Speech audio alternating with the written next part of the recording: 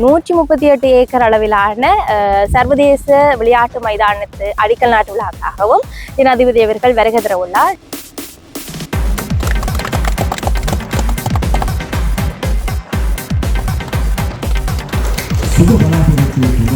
அதன் முழு செலவினத்தையும் இலங்கை கிரிக்கெட் சபை மேற்கொள்ளும். விளையாட்டு அரங்கமும் பார்வையாளர் விக்கெட்டிலும் நிர்மாணிக்கப்படும். அவிட மருத்துவ மனைகளும் இங்கே உருவாக்கப்படும். பிரிந்திருந்த ஒரு இனம் தேசியம். அது இலங்கை வரலாற்றிலே கிழக்கு தெற்கு வடக்கு மேற்கு என்ற எல்லா பகுதிகளிலுமே சிறப்பான ஒரு சந்தர்ப்பம் தான். அந்த கனவை நாங்கள் நினைவாக்கிக் கொள்கிறோம். இந்த வருடம் டிசம்பர் ஜப்னால வந்தது கொஞ்சம் ஈஸியா இருக்கு மெட்டீரியல் பாக்குறதுக்கு. முதல்ல வாழ்த்துக்கள் அண்ணா உங்களுக்கு. கிரிக்கெட் அவ்வளோ லோடாக இருக்குது, ப்ரொஃபஷனல் விளாட்றபடியா. உண்மையாக சொல்ல போனால் இது சரியான கவலை இப்படி ஏன் முதல் உண்மையாக விளையாடுன்னு சொல்லி ஸ்டேடியம் வந்திருந்தா விளாடாத ஆக்களுக்கு கூட சந்தோஷமா இருக்கும். நாங்கள் என்ஜாய் பண்ணிட்டு கிரிக்கெட் மேட்ச் பார்ப்போம். கொழும்புல கிரிக்கெட் விளாடுறதுன்னு சொன்னி அவ்வளோ லேசி இல்லைன்னு சொன்னால் இதெல்லாம் பிரச்சனை மொழி. ஒரு 2 கிலோமீட்டர் எடுத்து சிங்களம் கதைக்கா 2 பேரும் நான் பழக்கன்னு பிடிச்சிட்டேன். பேரண்ட்ஸுக்கு நீங்கள் கையை பிடிச்சி பிள்ளைய விடுங்க, அவன் நல்லா வருவான்.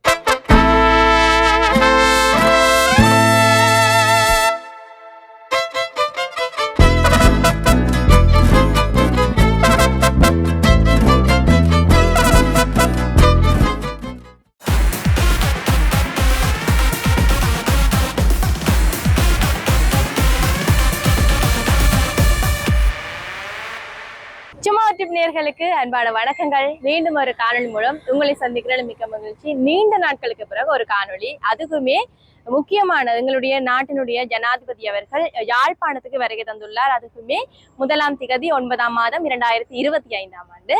இங்க என்னத்துக்காகண்டா 3 விஷயத்துக்காக யாழ்ப்பாணத்துக்கு வந்திருக்கிறார். ஒன்று மயிலிட்டி, மற்றது மண்டைத்தீவு, அடுத்தது யாழ்ப்பாணம் கச்சேரிக்கு என்னத்துக்காக வராருண்டா அவர் முதலே வாக்குறுதி கொடுத்த மாதிரி இன்றைய தினம் குடிபெறவு குடியகழ்வு திணைக்களம் இன்றைய தினம் ஓபன் பண்ணணும். மண்டைத்தீவுல நவீன முறையிலான மைதானம், பெரிய அளவிலான ஒரு மைதானமும் அடிக்கல் நாட்டு விழாவும், மற்றது மயிலட்டியில இருக்கக்கூடிய மக்களுக்காக அதுக்கு ஒரு அடிக்கல் நாட்டு விழாவுக்கு வந்திருக்குது. அது அவர் வேற அப்படின்னாலும் தெரியும் உங்களுக்கு, நிறைய பாதுகாப்புகள் பலப்படுத்தப்பட்டிருக்கும். அந்த வகையில நேற்றில இருந்து, அதுக்கு முதல்ல இருந்தே நிறைய பாதுகாப்புகள் யாழ்ப்பாணம் முழுவதுமே பலப்படுத்தப்பட்டிருக்குது. எங்களால் எவ்வளவுத்துக்கு காணொலிகள் பதிவு செய்ய முடியுமோ அவ்வளோத்துக்கு நாங்கள் பதிவு செய்து போடுறோம். முக்கியமான விஷயம் என்னென்னா, நிறைய பேருக்கு மகிழ்ச்சியான செய்தி, பாஸ்போர்ட் ஆஃபீஸ் இங்கே துறக்கணும் பண்ணுறது. ஏனென்றா இங்கே இருக்கக்கூடிய மக்கள் வவுனியா, கொழும்பு இப்படித்தான் போய் எடுக்க வேண்டி இருக்குது, நிறைய அலைச்சல். ஆனால் இங்கே எல்லாமே பக்கத்துலேயே இருக்குது. கச்சேரி, பாஸ்போர்ட் ஆஃபீஸ் எல்லாமே பக்கத்தில் இருக்கிறதால இது ஒரு பெரிய அளவிலான ஒரு மகிழ்ச்சி செய்தி. எல்லாருக்குமே இதை ஷேர் பண்ணி விடுங்க.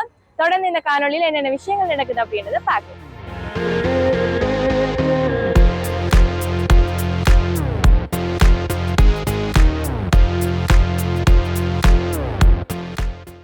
இதுல பாருங்க, இன்னைக்கு கச்சேரிக்கு என்ன அலுவலுக்கும் வாராக்கள் அந்தந்த இடங்கள்ல வாகனங்கள் விடையில்லாததால இந்த முன்னுக்கு இருக்கக்கூடிய இந்த ஓல்டு பார்க் இருக்கு தானே, அதுக்கு பக்கத்துலயே இருக்கக்கூடிய இந்த இடத்துலதான் எல்லா வாகனங்களுமே பார்க் பண்றதுக்கு இடம் வச்சிருவாங்க. பாருங்க, இந்த இடம் எல்லாமே சரியான வாகன நெரிசலாகவும் எல்லாமே பாதுகாப்புகள் அப்படி இருக்குது.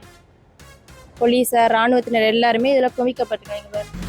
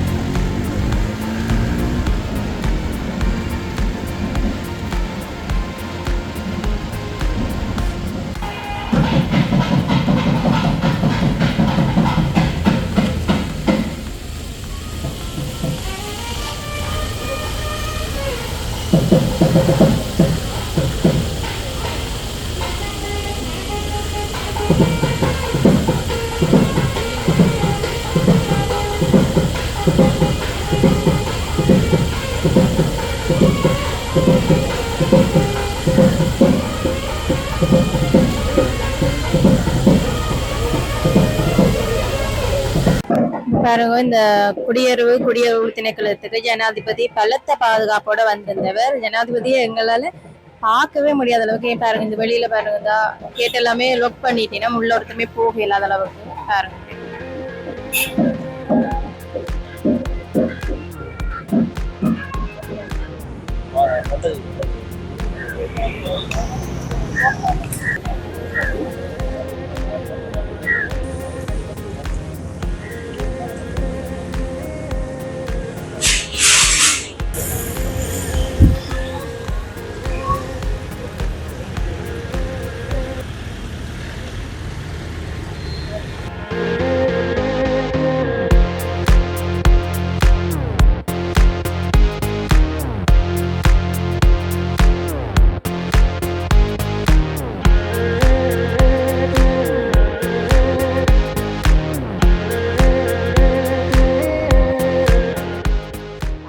தீவில் இருக்கக்கூடிய 138 ஏக்கர் அளவிலான சர்வதேச விளையாட்டு மைதானத்து அடிக்கல் நாட்டு விழாக்காகவும் ஜனாதிபதி அவர்கள் வருகை தர உள்ளார். ஜனாதிபதி அவர்கள் என்னென்ன விடயங்களை இன்றைய தினம் உரையாற்றுகின்றாரும், என்னென்ன விடயங்கள் நடைபெறுகின்றது அப்படின்றதையும் இந்த காணொலியில நாங்கள் பார்ப்போம். தொடர்ச்சியாக காணொலி பார்ப்போம்.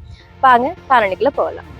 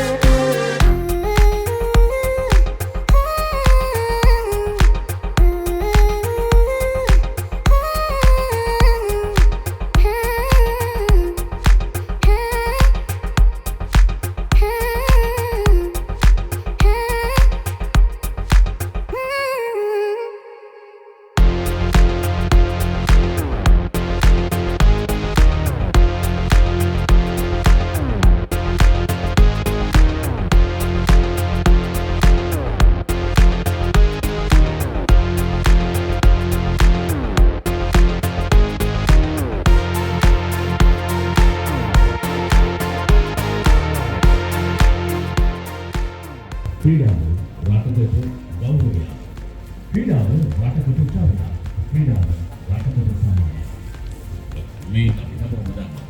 ඒ මුළු රටටම රැසිදියා. ඒ නිසා මුළු රටින්ම මෙහෙවන දක්ෂ ක්‍රීඩකයින් අපතම දවසක මේ මව්බිමට ජාත්‍යන්තර කීර්තියක් කරගෙන බව දරාසා. ඒකේ ගමන් මග වඩා ශක්තිමත් කරමින් යාත්‍රාවේ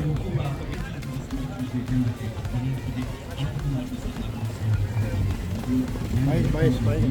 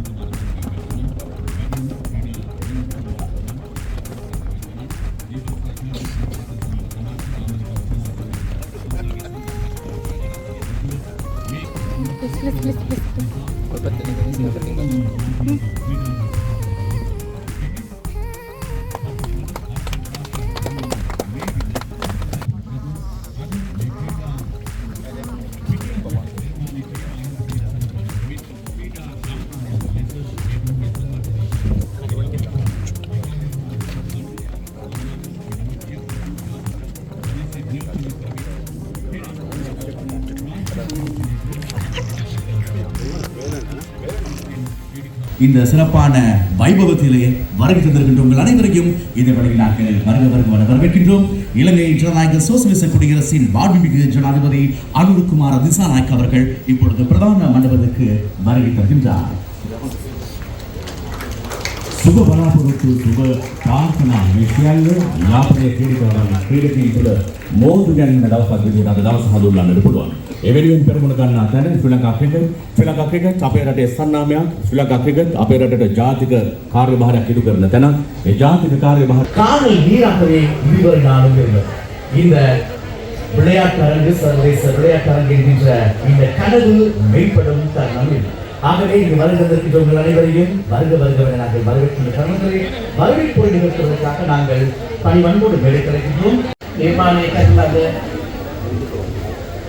ගොඩනගන ලද බොහොමයක් ද ඉතිහාසය අපිට ගොඩාක් දෙයක් කියලා දෙනවා. ඉතින් ශ්‍රී ලංකාවේ පවණි කරන පහුගිය අවුරුදු දශක ගණන්වලදී பணிகள் நிறைவடையும் வரை அதன் முழு செலவினத்தையும் இலங்கை கிரிக்கெட் சபை மேற்கொள்ளும்.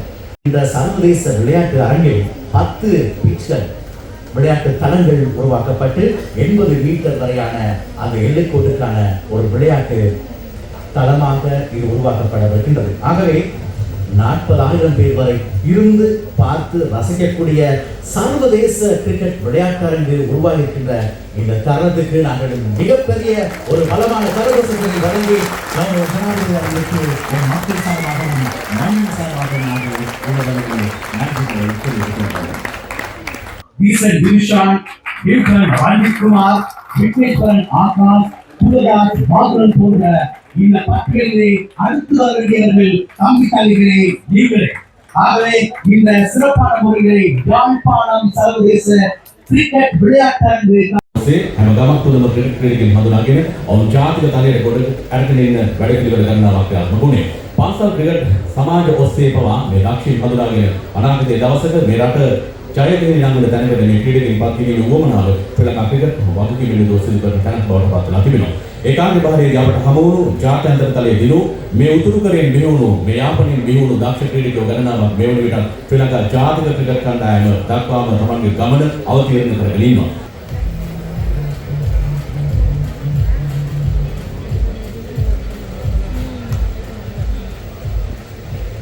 ගෞරවනීය පූජ්‍ය පක්ෂයේ අවසරයි. ඒ වගේම මේ අවස්ථාවට සම්බන්ධ වන ගෞරවනීය ජනාධිපති අනුර දිසානායක සහෝදරයන් අවසරයි. முதல் கட்டமாக போட்டிகளை நடத்தக்கூடிய தரத்திற்கு விளையாட்டு அரங்கமும் பார்வையாளர் இருக்கைகளும் நிர்மாணிக்கப்படும். இரண்டாம் கட்டத்தில் முக்கிய பார்வையாளர் மண்டபமும் ஊடக அறையும் கட்டப்படப்படுகின்றன. மூன்றாம் கட்டமாக விளையாட்டு அரங்கை சுற்றிய அரங்குகள் அமைக்கப்பட்டுள்ளன. மின் விளக்குகள் பொருத்தும் பணி இறுதி கட்டமாக 4ஆம் கட்டத்திலே நடைபெறும். யாழ்ப்பாணம் வேலனை பிரதேச சபையால் இலங்கை கிரிக்கெட் நிறுவனத்திற்கு வழங்கப்பட்ட இடத்தில் நிர்மாணிக்கப்படவுள்ள இந்த சர்வதேச கிரிக்கெட் விளையாட்டு அரங்கில் சுமார் 40,000 பார்வையாளர்கள் நேரடியாக போட்டிகளை பார்க்கக்கூடிய வகையிலே இது அமைக்கப்படவுள்ளது. யாழ்ப்பாணத்தில் நிர்மாணிக்கப்படும் சர்வதேச கிரிக்கெட் விளையாட்டு அரங்கமானது சர்வதேச அளவிலான பகல் இரவு போட்டிகளை நடத்தக்கூடிய வசதிகளுடன் இலங்கையில் நிர்மாணிக்கப்படும். 5வது மைதானமாக இது சர்வதேச ரீதியிலே அமைக்கப்படுகின்ற இலங்கையின் 5வது விளையாட்டு அரங்காகவும், மேலும் இந்த மைதானமானது சர்வதேச போட்டிகளை நடத்தக்கூடிய 7வது கிரிக்கெட் மைதானமாகவும் இது வரலாற்றிலே பதிவு செய்யப்படும் என்பதை நாங்கள் மகிழ்ச்சியோடு நினைவுபடுத்துகின்றோம். இந்த வரலாற்று சிறப்புமிக்க முயற்சியானது வடக்கு மாகாணத்தில் கிரிக்கெட் விளையாட்டின் அடிப்படை வசதிகளை மேம்படுத்துவதிலே முக்கியமான அம்சமாக அமைகின்றது. மேலும் கிரிக்கெட் மூலம் சர்வதேசத்தோடு இந்த உறவுகளை மேற்கொள்கின்ற இளைஞர்கள் இந்த தனித்துவத்தை உருவாக்குவதில் இலங்கை கிரிக்கெட் சபையானது பங்களிப்பையும் இது சுட்டிக்காட்டுகிறது. ஆகவே இத்தகைய வரலாற்றில் மிக முக்கியமான பொன்னான நாளிலே நாங்கள் இந்த அரங்கை ஒன்றிணைந்திருக்கின்றோம். ஆகவே இந்த மாபெரும் சர்வதேச விளையாட்டு நகரமாக உருவாக்கப்படவிருக்கின்ற இந்த செயற்திட்டத்தை கூட நாங்கள் இந்த இலக்குகளை திரையை காண்போம். உங்களுடைய பலமான கரகசத்திற்கு வர்த்தக வளாகங்கள் மற்றும் பொழுதுபோக்கு மையங்கள் ஆகியவற்றுடன் நவீன மருத்துவமனைகளும் இங்கே உருவாக்கப்படுகிறது. இதுவரை ஒருங்கிணைத்து நாங்கள் பணிமக்கள் அழைக்கின்றோம். இதனை சோசியலிச குடியரசை கௌரவ ஜனாதிபதி அவர்கள் ඒවගේම ක්‍රීඩාවට විශාල උනන්දුවක් සහ දායකත්වයක් සපයන මේ අවස්ථාවට සහභාගී වෙන ඔබ සිදු කරනවා.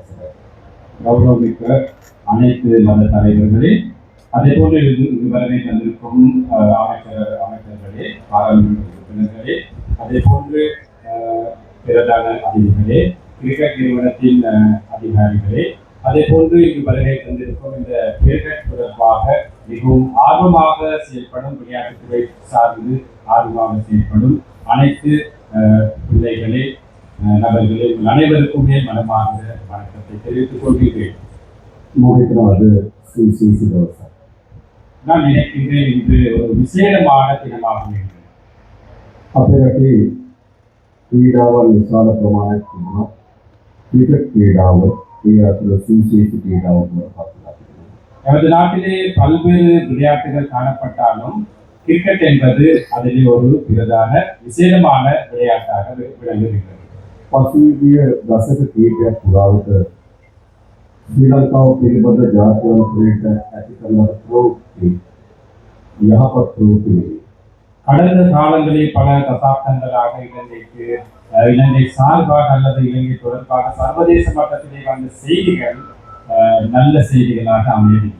විශ්වාසයට යුද්ධයක අමිහිරි ප්‍රවෘත්ති, 30 வருட யுத்தத்தின் மிகவும் கசப்பான செய்திகள், ආර්ථිකය කඩාවැටීම පිළිබඳව ප්‍රවෘත්ති, பொருளாதாரம் சரிவடைந்தது தொடர்பான செய்திகள், අල්ල සහ දූෂණය විශාල ප්‍රමාණයක වර්ධනය වූ රටක් පිළිබඳ ප්‍රවෘත්ති, ஊழல் மோசடிகள் பெருமளவு வளர்ந்திருந்த ஒரு நாடாக, එවැනි අයහපත් ප්‍රවෘත්ති අපේ රට පිළිබඳව ජාත්‍යන්තරයේ ප්‍රකාශයට පත් වෙනකොට அவ்வாறான மிகவும் ஒரு கசப்பான செய்திகள் சர்வதேச மட்டத்திலே கேட்கும் போது අපේ රට පිළිබඳ සුබදායක ප්‍රවෘත්ති නිර්මාණය කරපු දේවල් අතර ප්‍රධානම දේ බවට පත් වුණේ ක්‍රිකට් ක්‍රීඩාව.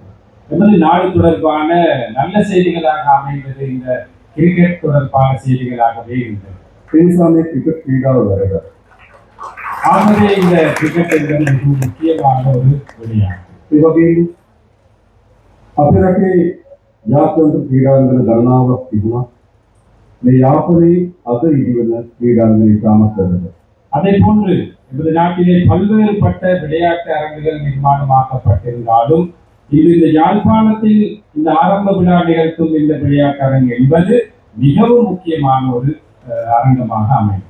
බෙදිලා හිටපු ජාතියක් பிரிந்திருந்த ஒரு இனம் தேசியம், එකිනෙකා සැකයෙන් අවිශ්වාසයෙන් තිබුණු රාජ්‍යයක්, ஒவ்வொருத்தர் சந்தேகத்தின் பேரில் பார்த்து கொண்டிருந்த ஒரு ராஜ்யம், ඉතාමත් අමානුෂික ගැටුම් වලින් සමන්විත වූ රාජ්‍යයක්, மிகவும் மனிதாபிமானமற்ற முருகல் நிலைகள் இருந்த காணப்பட்ட ஒரு அரசு நாடு, පළමු වතාවට ජනතාව නැතිවරණයේදී එක තීන්දුවක් ගත්තා. முதல் தடவையாக மக்கள் தேர்தலிலே ஒட்டுமொத்தமாக எல்லாருமே சேர்ந்து ஒரு முடிவுக்கு வந்தார். ශ්‍රී ලංකා ඉතිහාසයේ උතුර දකුණ නැගෙනහිර එකතු කරන ලද මැතිවරණ තීන්දුව සහ ආණ්ඩුව. அது இலங்கை வரலாற்றிலே கிழக்கு தெற்கு வடக்கு மேற்கு என்ற எல்லா பகுதிகளிலுமே ஒன்றிணைக்கும் ஒரு முடிவாக அமைகிறது. එම ජනතාව අප කෙරෙහි තිබුණු විශ්වාසය මතම அந்த மக்கள் என் மீது வைத்த நம்பிக்கையின் பேரில் අපට ප්‍රවරී තිබෙන අභියෝග විශාලයි. எமக்கு இருக்கும் பொறுப்பு சவால்கள் மிகப்பெரியதாக. ඔවුන් පියවරක් අප වෙත තබා තිබෙනවා. දහස් ගණන් පියවරක් යාම ආරම්භ. அவர்கள் ஒரு அடியை என் மீது என்னை நம்பி வைத்திருக்கிறார்கள். பல ஆயிரம் அடிகள் பயணிப்பதற்கான அந்த நம்பிக்கை. ඔවුන් අපේ අත්වල බැඳගෙන ඉන්නවා. තවත් දුරු කාලයක් අත්නුවරගෙන සිටි අදහසින්. நீங்கள் என்னுடன் கைகோர்த்து இருக்கின்றீர்கள். பல பல காலமாக என்னோடு பயணிக்கும் வேண்டும் என்ற அந்த எதிர்பார்ப்புடன் අපිත් එක්ක දිගු ගමනක් එනවද? என்னுடன் விரிந்த ஒரு பயணத்திற்கு தயாரா? අත්වල අත්හරිනවද? அந்த பிடித்த கைகளை விடுவிக்க போகிறீர்களா? ඒ තීරණය කරන්නේ අපි අපිමයි. அதை முடிவெடுக்க வேண்டும் நாங்களே தான், நீங்களே தான். ඒ නිසා අපි අරමුණ බවට පත් වෙන්නේ කොහොමද? ஆகவே நமது குறிக்கோளாக அமைய வேண்டியது என்ன? අපේ දෑතින් බඳන් අපේ දෑතින් අල්ලා ගන්නවා ලබු උතුරේ ජනතාව. நாங்கள் இறுக்கி பிடித்துக் கொண்ட இந்த கைகளை இறுக்கி பிடித்துக் கொண்டது பலமாக අපිත් එක්ක ගමන් කරපු ජනතාව. சில அடிகள் நம்முடன் பயணித்திருக்கும் மக்கள் ලාංකීය ජාතිය ගොඩනගනතේ අත්මහරි ඉදිරියට ගෙන යාම අපි අපේක්ෂාව. இலங்கை தேசியம் உருவாகும் வரையும் கைவிடாமல் கூட்டிச் செல்வது எமது தலையாய கடமையாக நாங்கள் கருதுகின்றோம். මා විශ්වාස කරනවා. நான் நம்புகின்றேன் මේ හුදු ක්‍රීඩාංගණයක් නොවේ. இது ஒரு வெறுமனே ஒரு விளையாட்டு அரங்கு மட்டுமல்ல. මේ අපේ රටේ සමගිය නිර්මාණය කර ගැනීම සඳහා ගොඩනගන විශේෂ අවස්ථාවක්. இது எமது நாட்டிலே நல்லிணக்கத்தை ஏற்படுத்தக்கூடிய ஒரு விசேடமான சந்தர்ப்பம். අපි අනාගතයේ සුබ සිහිනයක් දකිනවා. நாங்கள் எதிர்கால தொடர்பாக இனிய கனவுகளை கண்டுகொண்டு සිංහල දෙමළ මුස්ලිම් තරුණයන් නියෝජනය කරන ජාතික කණ්ඩායම சிங்களம் தமிழ் முஸ்லிம் போன்ற அனைத்து இனங்களை பெற்றும் செய்யும் ஒரு தேசிய அணி ஒன்று. ඔවුන් ක්‍රීඩාංගණයේ තරඟ වදිනකොට அவர்கள் விளையாட்டு மைதானத்தில் போட்டியிடும் போது පැවිලියෙන් එකේ වාඩි වෙලා பவிலியனில் உட்கார்ந்திருந்து සිංහල දෙමළ මුස්ලිම් ඔක්කොම එකට ජාතික කණ්ඩායම වෙනුවෙන් ඔල්වරසන් නගන රාජ්‍යය. சிங்களம் தமிழ் முஸ்லிம் மக்கள் அனைவருமே பவிலியனில் இருந்து அந்த விளையாட்டு போட்டி தொடர்பாக அதை வெற்றி கொண்டு வர வேண்டும். நாங்கள் அனைவருமே கரகோஷம் இருக்கும் விட்டுக் கொண்டிருக்கும் சிறப்பான ஒரு சந்தர்ப்பம். ඒ සිහිනය අපි යථාර්ථයට පත් කරගන්නවා. அந்த கனவை நாங்கள் நினைவாக்கிக் கொள்ள வேண்டும். සභාපතිතුමා මුදල් ගන්න කැමති පළවෙනි මැච් එක කවද ගන්න. தலைவரிடம் கேட்க விரும்புகிறேன். முதலாவது விளையாட்டு எப்ப நடத்துவது விளையாட்டு போட்டி. ලබන අපි අවුරුදු දෙසැම්බර් මේ අවුරුදු දෙසැම්බර් රවුන්ඩ් එක හදලා පළවෙනි මැච් එක සෙල්ලම් කරනවා. இந்த வருடம் டிசம்பர்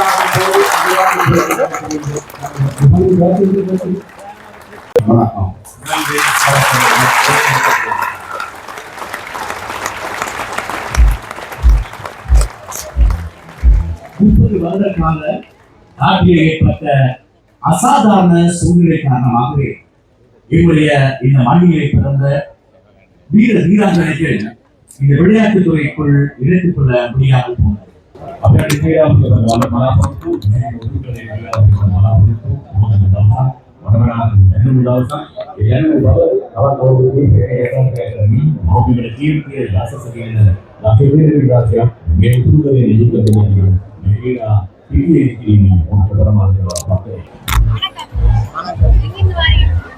நாங்கள் வந்து சென்ட் ஜான்ஸ் காலேஜ்லேருந்து வரோம். Jaffna saint John's college.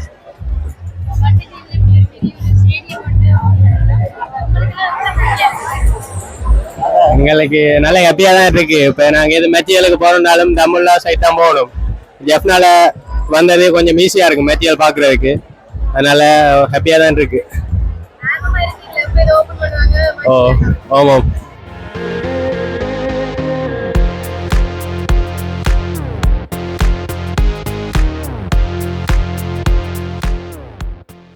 அனைவருக்குமே வணக்கம். இப்ப எனக்கு பக்கத்துல நிக்கக்கூடிய ஆரண்டு நான் சொல்றதுக்கு முதல்ல உங்க எல்லாருக்கும் தெரிஞ்சிருக்கும் விஜயகாந்த் இருக்கிறதுல இந்த பேர் எனக்கு முதல்ல இருந்து வாயில வராது. வணக்கம் அண்ணா, எப்படி இருக்கிறீங்க? நல்லா இருக்கு. ஓகே, இப்ப நாங்க உங்களை ஒரு இன்டர்வியூ எடுப்போம் அப்படி நீங்க அப்படி கிரிக்கெட்டுக்கு போயிட்டீங்கன்னுட்டு உங்களை இன்டர்வியூ எடுப்போம்னா உங்களுக்கு கிடைக்கவே இல்லை சான்ஸ். இப்பதான் உங்களை நேரா பாக்குறேன்.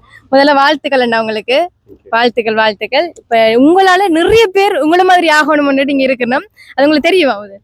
எங்கள் ஸ்கூல்லையும் சொல்லுவாங்க நிறைய பேர். ஸ்கூலுக்கு நான் போனது இல்லை பெருசாக, எனக்கு டைமே கிடைக்கல. நீங்கள் சொன்ன மாதிரி 6 மாதத்துக்கு பிறகு நான் ஜெஃப்னாக்கு இன்றைக்கு தான் வரேன். அப்படி கிரிக்கெட் அவ்வளோ லோடாக இருக்குது, ப்ரொஃபஷனல் விளாட்றபடியா. எல்லாம் சொல்லுவாங்க, எங்களை ஃப்ரெண்ட்ஸ் நம்ம சொல்லுவாங்க உண்மை ஆகணும்னு சொல்கிறாங்க. கிரௌண்டுக்கு போய் கேட்டால் கோச்சஸ் வந்து சொல்லுவாங்க, கோச்சஸ் சிங்கள கோச்சஸ் வந்து கேம்பிங் வந்துருக்காங்க, இப்போ உங்களுக்கு யாருமே வரணும்னு சொல்ல எல்லாம் சொல்லி வியாஸ்காந்த மாதிரி வரணும்னு சொல்கிறாங்க. இப்போ சொல்லுவாங்க நீ தான் வந்து முன்னுதாரணம் பட் விளையாடிக்காட்டு அப்படின்னு சொல்லுவாங்க. கட்டாயம் கட்டாயம். இப்ப இன்றைய தினம் பாத்தீங்க அப்படின்னா ஜனாதிபதி அவர்கள் வந்து இந்த அடிக்கல் நாட்டு விழா எல்லாம் நடந்தது. இந்த ஸ்டேடியத்தை பத்தி நீங்க என்ன நினைக்கிறீங்க? உண்மையை சொல்ல போனா இது வந்து சரியான கவலை. வந்து இப்படி ஏன் முதல் உண்மையா விரைன்னு சொல்லி ஒரு ஸ்டேடியம் வந்திருந்தா நான் விளையாடிக்கே இல்லை. நான் எனக்கு தெரிஞ்ச அளவுக்கு எனக்கு தெரிஞ்ச நாலேஜில் வந்து ஒரு 80s சரி 90s 70s வந்து அப்படி இருந்ததுன்னு சொல்லியிருந்தா, ஈவன் லைட்டெல்லாம் கூட ஒரு டர்ஃபன் நாங்கள் இருந்தோன்னு சொன்னால் நீங்கள் வியாஸ்காந்த் மட்டும் பார்த்துக்க மாட்டீங்க, நிறைய பேரை பார்த்துருப்பீங்க. ஏன்னா எனக்கும் தெரியும், நான் நேரில் நிறைய பேர் பார்த்துக்கணும். அவ்வளோ திறமையானவர்கள் வந்து வெளியே இருக்கணும் இருந்தவ இப்பயும் இன்னும் இருக்கிறாங்க படியல். இப்போ நான் நினைக்கிறேன் இந்த கிரவுண்ட் வந்து அவைக்கு வந்து நல்ல ஹெல்ப்ஃபுல்லாக இருக்கும். அதோட இந்த கிரவுண்ட் வந்து நாங்களாம் ஆசைப்படுறது வந்து ஒரு எஃப்னா டர்ஃப் கிரிக்கெட் விளையாடணும், நாங்கள் வந்து விளையாடணும், எங்களோட பேரண்ட்ஸ் வந்து பார்க்கணும், எங்கள் ஃப்ரெண்ட்ஸுங்க உள்ள விளையாடணும், எங்களோட மொழி காட்சி நாங்கள் விளையாடணும்னு ஆசைப்படுறது கூட. அப்படி வந்து கொழும்புல வந்து நாங்கள் பெருசாக அப்படி கிரிக்கெட் நாங்கள் விளையாடுனது இல்லை. இப்படி கிரவுண்ட் வந்து எனக்கு நல்ல சந்தோஷப்படுவோம். அப்படி நாங்கள் பொடி வந்து விளையாடலும், மற்ற எங்கள் அம்மா அப்பா வந்து பார்க்கலும், ரிலேட்டிவ்ஸ் வந்து பார்க்கலும். இதோட அவர் சொன்ன 3 yearsல வந்து ஒரு இன்டர்நேஷனல் மேட்ச் நடக்கும்னு சொல்லி. அப்போ நான் நினைக்கிறேன் ஈவன் கிரிக்கெட் விளையாடாக்களுக்கு கூட சந்தோஷமா இருக்கும். நாங்கள் ஒரு என்ஜாய் பண்ணிட்டு கிரிக்கெட் மேட்ச் பார்ப்போம். அதே கூட கிரிக்கெட் நுழைச்சு கிடைக்கும்னு நான் நம்புறேன். நம்புறீங்க. இப்ப உங்களை மாதிரி நிறைய பேர் இப்படி ஆசைப்பட்டு கொண்டிருப்போம், ஆனா முன்னுக்கு அவைகளுக்கு கொஞ்சம் பயமா இருக்கு. அப்படியானவங்களுக்கு நீங்க என்ன அட்வைஸ் கொடுப்பீங்க? நான் இன்வெஸ்ட் கொடுக்கின்ற எங்களுக்கு ஜஃப்ரான் எல்லாரும் வருவாங்க. நிறைய பேர் நான் மட்டும் இல்லை, நாங்கள் விளையாட 5 பேரும் இல்லை, நிறைய பேர் இருக்காங்க கொழும்புல. இப்போ மேலே வரைய இருக்கிறாங்கல்ல. இப்போ நான் அவைக்கலாமன்னு சொல்கிற ஒன்று தான், கொழும்புல வந்து கிரிக்கெட் விளையாடுறதுன்னு சொன்னி அவ்வளோ லேசி இல்லை. என்ன சொன்னால் முதலாவது பிரச்சனை வந்து சாப்பாடு என்ன தெரியாது, முதலாவது பிரச்சனை வந்து மொழி. இப்போ நீங்கள் எவ்வளோது குயிக் நாங்கள் படி சொல்கிறேன், நான்லாம் அங்கே இருக்கக்குள்ள நான் மட்டும்தான் தமிழ் படி நான் ஃபஸ்ட்டாக போய் இருக்கக்குள்ள ஒரு 2 கிலோமீட்டர் சிங்களம் கதைக்கா 2 பேரும் நான் பழக்கன்னு பிடிச்சிட்டேன். ஏன்னா அவ்வளோ சிங்களாக இருப்பாங்க அரௌண்ட் எங்களை சுற்றி. இப்போ நான் சொல்ல வந்து 2 கிலோமீட்டர் பிடிச்சிடலாம், சின்ன லாங்குவேஜ் தான் டக்குன்னு பிடிக்கலாம்னு சொல்லி முதலாவது சிங்களம் கடிச்சு கொள்ளணும்.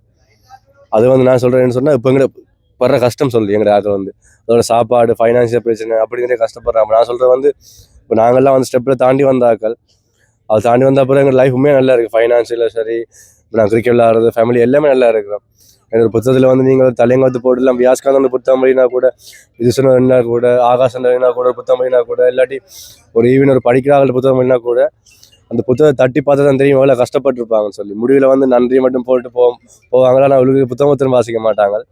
அப்படித்தான். ஆனால் எனக்கு ஒரு ரிக்வஸ்ட் இருக்கும். ஆனால் என்னென்னு சொன்னால் நாங்கள் கிரிக்கெட் விளையாடுக்குள்ள எங்கள் அம்மாவுக்கு வந்து சரியாக கஷ்டப்பட்டவ. எங்கள் அம்மாவுக்கு வந்து நான் சரி எங்கள் அம்மா அடிவான கிரிக்கெட் விளையாடுறதுக்கு எங்கள் அம்மா பாட்டு எனக்கு கிரிக்கெட் விளையாட விட மாட்டேன்னு சொன்னால் எங்களுக்கு என்னன்னு தெரியாது. கிரிக்கெட்டில் வந்து எவ்வளோ ப்ரொஃபஷனல், எவ்வளோ ஃபைனான்ஷியலாக வந்து ஹெல்ப் பண்ணும், அதோட எவ்வளோ நல்ல நேம் வந்து எடுத்துருமெண்டு அதுவும் தெரியாது. இப்போ நான் சொல்கிறது வந்து பேரண்ட்ஸுக்கு வந்து நீங்கள் கையை பிடிச்சி பிள்ளைய விடுங்க, அவன் நல்லா வருவான். டிசிப்ளின் கிரிக்கெட்டை பொறுத்த வரைக்கும் ஸ்போர்ட்ஸை பொறுத்த நிறைய டிசிப்ளின் இருக்குது. எனக்கு வந்து அட்வைஸ் உண்டு, ப்ளீஸ் பேரண்ட்ஸ் வந்து இப்படி கிரவுண்டுன்னு வந்தால் உங்களோட பிள்ளைகளையும் வந்து கொடுத்து இப்படி எங்களை மாதிரி நிறைய பேர் உருவாக்கணும், நிறைய பேர் விளையாடணும். பொடியனை வந்து நாங்கள் படியனை தான் பொடியன் படிப்பான்ற மாதிரி கிரிக்கெட் விளையாடுன்னு சொல்லி தான் சில பேர் விளையாடுவாங்க. அப்படி நிறைய பேர் இருக்கிறாங்க. எங்கள் ஸ்கூலில் என்னோட படித்த படியில் இன்னொரு 10ஆன படியெல்லாம் படிக்க போகிற மச்சான் வீட்டை படின்னு சொல்லி கவலைப்பட்டு போயிருக்காங்க. அப்படி இல்லாமல் அவங்களுக்கு ஒரு தளத்து ரூபாய் கொடுக்கணும் பேரண்ட்ஸ். அவைகிட்ட நான் வேண்டிக் கொள்கிறேன் என்னென்னா, ப்ளீஸ் அவங்கள கிரிக்கெட் விளையாடுங்க, ஆனால் அவங்களோட கையில் வச்சு அவங்கள பார்த்துக்கொள்ளுங்க. ஓகே, நிறைய விஷயங்கள் எங்களுக்கு சொல்லியிருக்கிறீங்க. நன்றி. ஏற்கனவே ஏழாவது போல நடக்குது, எங்களுக்காக கொஞ்சம் ஒதுக்கி சொன்னது நன்றி விஜயாஸ்காந்த். நன்றி. நீங்க மேல நிறைய இடங்களுக்கு போகணும், நிறைய மேட்ச் வின் பண்ணணும். ஏன்னா உங்களுக்கு நிறைய ஃபேன்ஸ் இங்க இருக்குன்னு. சரிதானே? Okay, thank you. சரி, இன்றைய காணொலியின் நிறைவு பகுதிக்கு வந்திருக்கின்றோம். இன்றைய தினம் பாத்தீங்க அப்படின்னா ஜனாதிபதி அவர்கள் யாழ்ப்பாணத்துக்கு வருகை தந்திருந்தவர். அதுல முக்கியமான விடயங்களாக யாழ்ப்பாணத்துல புதிய ஒரு பாஸ்போர்ட் ஆபீஸ் திறக்கணும், அதே சமயம் சர்வதேச அளவிலான ஒரு விளையாட்டு மைதானம் திறக்கணும், இன்னொரு விஷயம் மயிலிட்டிக்கும் போயிருந்தவர். இதுல 3மே எங்களுடைய மக்களுக்கு முக்கியமான ஒரு விடயமாக இருக்கிறது. அதுலயும் குறிப்பாக மண்டதீவில இன்றைய தினம் அடிக்கல் நாட்டி வைக்கப்பட்டது என்னதுக்காக சர்வதேச அளவிலான விளையாட்டு மைதானம் யாழ்ப்பாணத்துக்கு கொண்டு வரணும் அப்படின்றதுதான். ஏனென்றா இங்க இருக்கக்கூடிய மாணவர்கள் எல்லாருமே விளையாட்டுகள்ல இப்படியான ஒரு இடம் எங்களுக்கு இல்லையே அப்படின்ற ஒரு கேள்விக்குறியோடு இருக்கிறதால இங்க அப்படி ஒரு சர்வதேச அளவிலான விளையாட்டு மைதானத்தை கொண்டு வந்தா இங்க இருக்கக்கூடிய மக்களுக்கும் அது பிரயோசனமா இருக்கும் என்றதால அதுவுமே 138 ஏக்கர் அளவுல அமையப்பெற போகுது இந்த ஸ்டேடியம். இது பாத்தீங்க அப்படின்னா 40,000 பேர் ஒரேடியாக இருந்து பார்வையிடக்கூடிய அளவுல தான் இந்த ஸ்டேடியம் இருக்கும் அப்படின்னு சொல்லியிருக்கணும். இனி வரக்கூடிய காலங்களில் இந்த ஸ்டேடியம் எப்படி இருக்க போகுது அப்படின்றத எதிர்பார்ப்போடு நாங்க காத்திருக்கிறோம். இந்த காணொலியில நிறைய விடயங்களை ஜனாதிபதி அவர்கள் கூறியிருப்ப நீங்க முழுவதுமே பார்க்கக்கூடிய மாதிரி இருக்கும். உங்களுடைய கருத்துக்கள் என்ன அப்படின்றதையும் கீழே கமெண்ட் பாக்ஸ்ல போட்டு விடுங்க. மற்றும் ஒரு அழகான காணொலி மூலம் உங்களை சந்திக்கலாம். அது வரைக்கும் உங்களிடம் இதை விடைபெற்று செல்லும் நான் உங்கள் வைஷ்ணவி.